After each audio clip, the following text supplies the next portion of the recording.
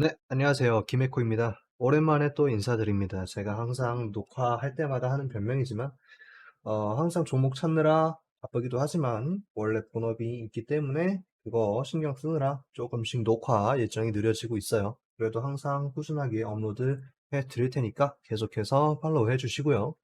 오늘 소개드릴 종목은 하나기술입니다. 하나기술 같은 경우에는 반도체, 배터리, 폐배터리, 2차전지 장비 테마 가지고 있는 그런 종목이고요. 예전에 제 방 오래 봤던 분들은 아시겠지만 21년에 장투 종목으로 선정을 했었는데 21년 차트 잠깐 한번 보자면은 21년에는 여기 있습니다. 이때 1월 이때쯤에 장투 종목 선정을 했었죠. 이때 선정을 하고 뭐 그냥 장기적으로 보면은 나쁘지 않을 것 같다. 이런 식으로 이야기를 했었는데요. 월봉으로 보면은 저점을 계속해서 올려주는 반면에 고점 천천히 높여주고 있는 거 모습 확인해 주실 수 있을 것 같습니다. 그리고 최근에 계속해서 수평선으로 보면은 69,000, 7만 원대 가격대에 매물대 형성되어 있었는데 이번 월봉에 확실히 돌파 시도해 주는 모습 확인해 주고 있죠. 그리고 돌파해 준 거 6월 20일부터 최근 이틀 동안 이렇게 움직이는 모습이겠고 23년 4월에 한번 이렇게 상승 시도를 해 줬습니다. 이 당시 매수 거래량 어느 정도 크게 나와 준 거 확인해 주실 수 있겠고요. 거래량 나와주면서 일반적으로는 이거 이후에 하락하는 중장기적으로 하락하는 움직임 생각을 해 줄 수 있겠으나 저점을 깨지 않았죠. 저점 깨고 깨지 않으면서 올라가는 모습 보여주고 있기 때문에 하나기술 조금 더 길게 생각해 볼 위치에 와 있다 이렇게 말씀드릴 수 있을 것 같고요. 현재 일봉 이쪽 윗꼬리 제외한다면은 평행 채널의 모습으로 이렇게 올라가고 있는 모습 생각해 보실 수 있을 것 같은데 이렇게 올라가게 된다면은 이쪽 수평 매물대로 81,000원, 82,000원 정도 구간에서 어느 정도 한번 저항받을 것으로 판단이 되고요. 추가적으로 상승한다면은 이쪽에 이렇게 상승 중간값 있으니까 중간값 구간인 76,000원 구간에서 추가적으로 상승 이어갈 수 있는지 확인해 주시는 게 하나 기술 주봉 관점 매매겠고요. 일봉에서 조금 더 진하게 체크를 해 본다면은 하나기술 4월 18일부터 6월 22일까지 이렇게 기간 나타내 있는데요. 4월 19일 거래량 동반되어 있으니까 이때 동안 기간 생각을 해 본다면은 외국인 순매수량 46,000주, 그중 은행 순매수량은 23,000주 정도 들어가 있는 상황이고요.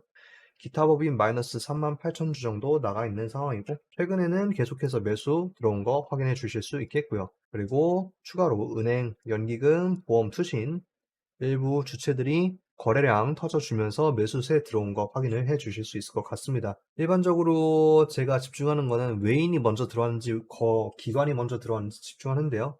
근데 이 타입에서는 기관이 먼저 일단은 매수세의 움직임을 먼저 보였다 이렇게 말씀드릴 수 있을 것 같고요.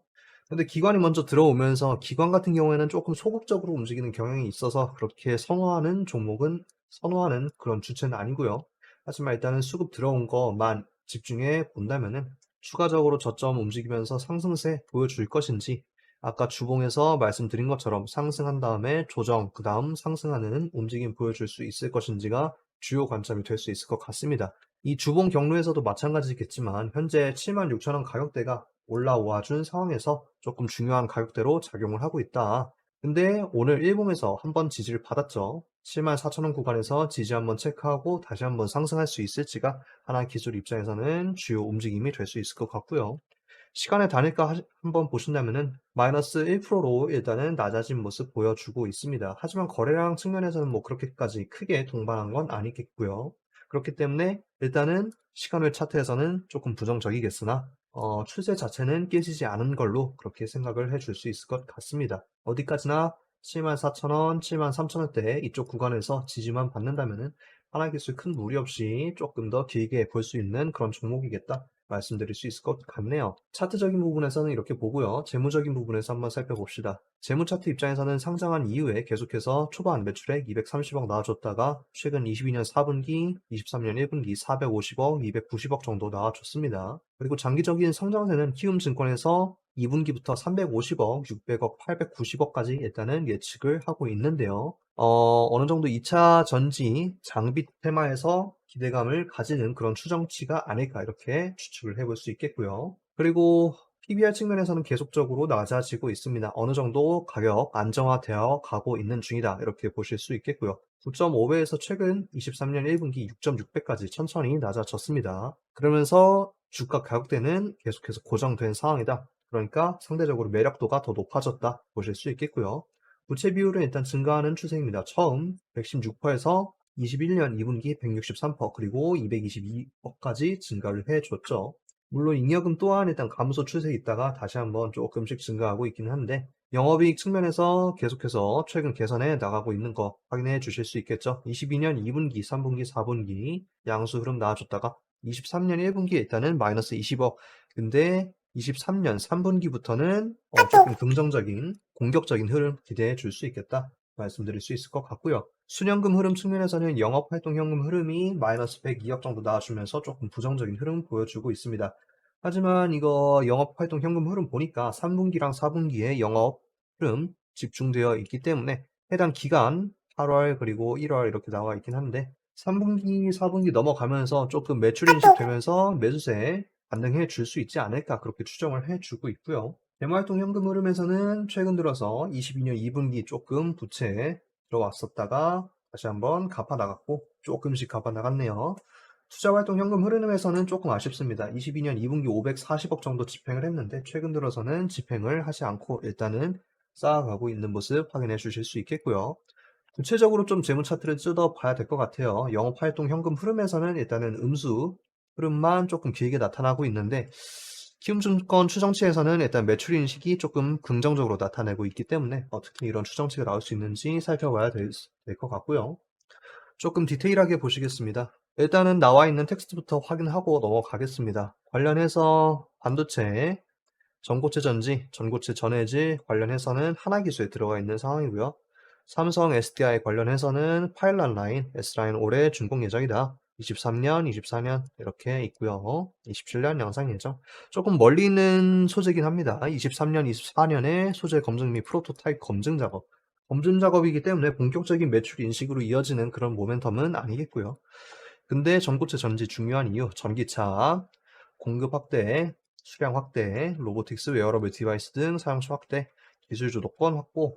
전반적으로 시장의 규모가 일단은 커진다라고는 말하고는 있는데 구체적으로 어떻게 커질지는 그것까지는 나와 있지 않은 그런 상황이죠. 로보틱스랑 웨어러블 디바이스 등이라고 나와 있긴 한데 이것만 가지고는 조금 애매하다 말씀드릴 수 있겠고요. 최근에 증권사 레포트 나온 거 있습니다. 하나기술 대여가 기다려진다. 미래 에셋증권 발견해놨고 목표 주가는 일단 8만원 유지를 해놨습니다. 목표 주가 현재가가 76,000원이죠. 8만원 자리는 여기입니다.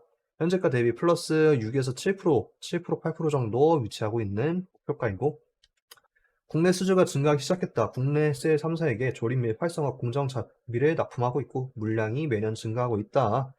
해외 수주 같은 경우에는 프레이어 4핵 ESS향 반도체 조립 및 활성화 공정 턴키 양산 라인은 2분기, 23년 2분기부터 양산 시작을 할 거다. 그렇기 때문에 납품 반영되는 거 다음 3분기부터 어느 정도 기대를 해줄 수 있겠죠. 전고체의 전고체인 리튬황 개발과 UTG 글래스 장비는 납품 후 테스트 단계다. 테스트에서 긍정적 인식하면은 그 다음 매출 인식 기대해 볼 수 있겠고 이것 또한 마찬가지로 다음 1, 2분기 사이에서 진행이 되겠다라고 추정을 하는 것 같습니다. 구체적으로 레포트를 한번 봅시다. 레포트 관련해가지고는 미래에셋증권 6월 2일자 레포트죠. 이렇게 아까 소개된 거 나와 있었고요. 리스크는 플레이어사의 투자 스케줄 지연이다. 이렇게 말을 해놨고 여기에서 추정치 한번 볼 수 있을 것 같습니다. 22년은 일단은 매출액 15억 기준 1,100억 정도 나와 있었는데 매출액 23년에 1,900억 2배 가까이 상승할 수 있을 거다. 근데 영업이익 측면에서는 조금 아쉬운 모습 확인해 주실 수 있겠죠.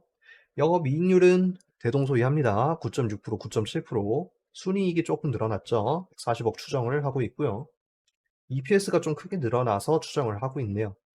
그거 제외하고서는 PB 배수가 5.5배에서 5.7배인데 거의 늘어나지 않은 상태에서 P만 조금 늘어났다. 매출 인식만 어느 정도 반영을 해준 것 같고요. 분기 테이블 키움증권하고 좀 비교하겠습니다. 키움증권에서는 아까 매출액 23년 2분기 350억 잡았고요. 여기는 290억 잡았습니다. 23년 3분기 키움증권은 600억 정도 잡았는데 여기는 390억 정도 잡았고 4분기는 890억 잡았는데 여기는 오히려 더 높여 잡았습니다. 3분기에서 4분기 매출액 확 증가하는 거 추정을 이렇게 미래에셋증권에서 해놨다. 알 수 있겠고요. 영업이익 측면에서는 180억 정도 추정을 해놨는데 키움증권은 160억 추정을 해놨죠. 영업이익률이 조금 급격하게 증가를 추정을 하고 있고요. 매출액 3분기에서 좀 증감률에 의해서 좀 모멘텀을 받을 가능성이 있겠다 이렇게 말씀을 드릴 수 있을 것 같습니다. 증감률이 워낙에 조금 전 분기 대비 좀 드라마틱하게 늘어났고 세전이익하고 단기순이익에서 흑전 좋은 모멘텀 기대를 해줄 수 있을 것 같다. 그래서 3분기 동안 좀 올라가는 모습을 기대하고 있는 것 같아요. 이렇게 나와 있고 그리고 5월 22일 날 말씀한 거 있습니다. 기사 나온 거 있는데 중국 배터리 장비사 한국 진출 가속화 하나기술하고 신보가 맞선을 잡았다 이렇게 나와 있고요. 전략적 제휴를 체결했다. MOU 체결했고요. 신보는 소형 배터리용 장비를 주로 만든다. 관련해서 애플, 삼성전자 이런 장비 공급한 바 있다. 이렇게 이야기하고 있고 소형 배터리 대상 신공법을 노린 것으로 추정이 된다. 삼성 SDI가 추진 중인 이렇게 이야기를 했고요. 하나기술이 장비 생산과 기술 지원에 맡을 수 있다. 올해부터 국내 지사 설립도 추진하고 있다. 이렇게 이야기를 했습니다. 하나기술이 일단은 MOU 체결했다는 점에서 제일 먼저 관련 수혜주로 꼽힌 것 같네요. 뉴스 관련해서는 최근에 뭐 그렇게 특별한 건 없습니다. 5월 16일에 270억짜리 2차전지 설비 계약 체결했다. 뭐 그 정도 들어가 있고요. 공시 재무제표 한번 봅시다. 분기보고서 5월 15일 날 나온 거 있는데 2차전지 장비에서 주 매출 비율 99%다 차지하고 있죠. 그래서 단순 판매 단가 비교가 어렵고 중요한 정보다. 그래서 공개하기 어렵다. 조금 꽁꽁 쌓여져 있습니다. 재무제표 한번 보겠습니다. 20기 말에서 21분기 말 이렇게 되어 있는데 직접적인 비교는 조금 아쉬울 수 있겠네요. 현금 자산은 조금 감소했고요. 매출 채권보다는 재고 자산이 늘어났다. 재고 자산 팔 거 많아졌다 볼 수 있겠고 단기 상품 뭐 별 차이 없고요. 단기 상품 뭐 별 차이 없고 기타 유동 자산 조금 늘어났습니다. 계약 자산이 늘어났는데 계약 자산은 미래에 받을 그런 개념이다. 그래서 지금 당장은 조금 뭐 생각 안 해도 될 것 같고 관련해서 그냥 재고자산 늘어난 거랑 비슷하게 취급하시면 될 것 같습니다. 관계기업 투자 주식에서 조금 늘어났습니다. 28억에서 35억까지 증가를 했는데 조금 유의는 할 필요가 있다. 이 정도 보시면 될 것 같고요. 채무 측면에서는 조금씩 증가하고 있습니다. 기타 유동 부채도 67억에서 84억까지 증가를 했고요. 단기 법인세 부채도 있고 계약 부채는 좀 내려갔습니다. 10억에서 5억 6천 정도 내려갔고요. 차입금은 조금 줄었고요. 전환사채 일부 증가를 했다.